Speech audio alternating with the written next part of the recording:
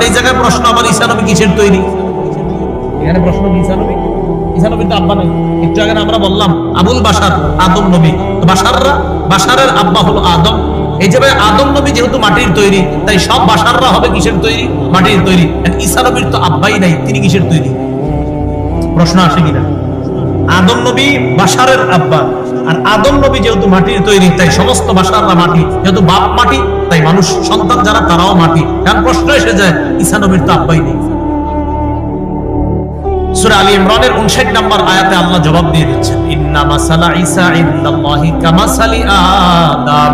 ঈসার দৃষ্টান্ত আল্লাহর কাছে আদমের মতো। আদমকে আল্লাহ যেমনি বানাইছে, ঈসাকেও তেমনি বানাইছে।